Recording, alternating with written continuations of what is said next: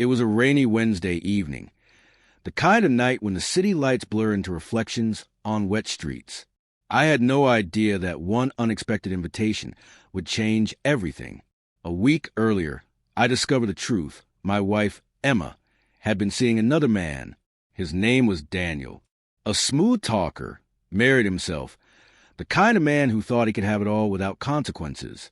The moment I saw the messages between them, my world fell silent. There's a kind of pain that doesn't make you cry. It makes you cold. I didn't confront her. Not yet. I wanted to understand everything first. And in my search for answers, I came across something unexpected. Daniel's wife, Claire. Her profile was public, and her posts painted a picture of a happy marriage. I wondered if she knew. Then, 3 days later, I got a message from Claire herself. "Hi, I think we need to talk." We met at a small cafe, quiet and out of the way. She was calm, but her eyes told me she already knew. She had found out about Daniel and Emma too. "He's been lying to both of us," she said. There was no anger in her voice, only disappointment. That kind of disappointment that burns deeper than rage. And then she said something I didn't expect. "I'm hosting a small party next week. Daniel doesn't know that I know. I want you to come." At first, I didn't understand what she was planning. But then it hit me. She wanted me to see justice unfold with my own eyes. The night of the party arrived. I wore my best suit, not for Emma, not for revenge, but for closure.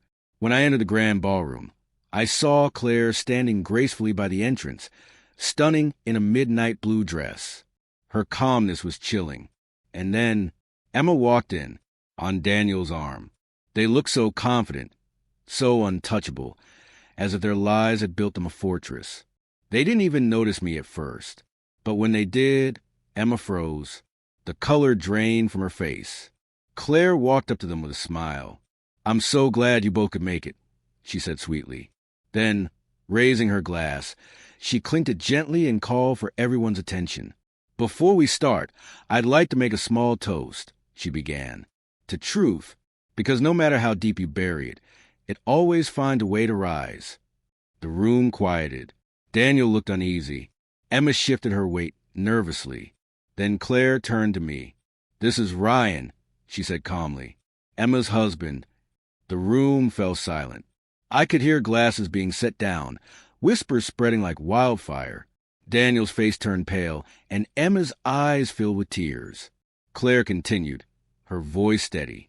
"You see, while my husband and Emma were busy playing their little game, they forgot that lies have witnesses and consequences."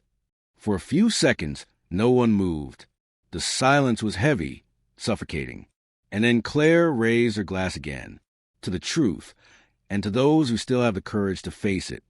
I didn't stay much longer. I had seen enough. As I left the hall, the rain had stopped. The city lights sparkled on the wet pavement, and for the first time in months, I felt free. The next day, Emma tried to talk to me, to explain, to apologize, to twist the story like liars do.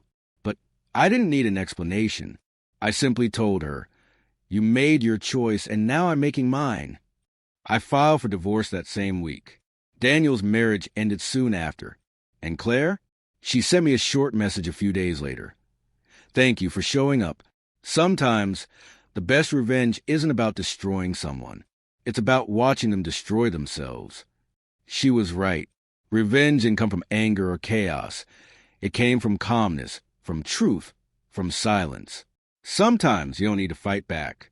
You just need to let the truth do what it does best. Reveal everything. That night, when the world seemed to crumble around me, I realized something powerful.